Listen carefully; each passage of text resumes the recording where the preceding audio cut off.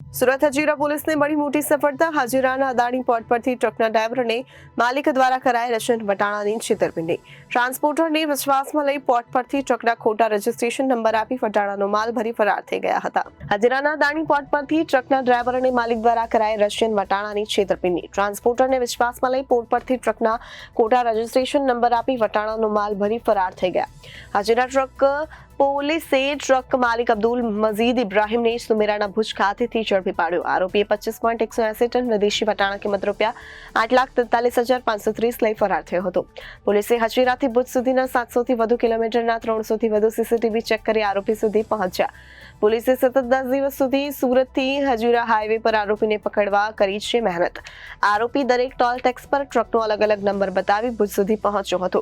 પોલીસે hotel, toll tax, દુકાન, highway પરના શોપિંગ સેન્ટરના સહિતના સીસીટીવી તપાસી ભુજ સુધી પહોંચી।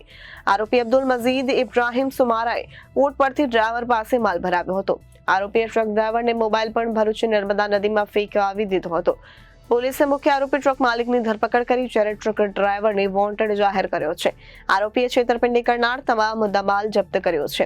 પોલીસે આરોપીઓ દ્વારા વિદેશી વટાણાની ચોરી કરી કોને વેચવાના હતા તેની પૂછપરછ હાથ ધરી છે। Reporter Arvind Rathod, Janadesh news, Surat.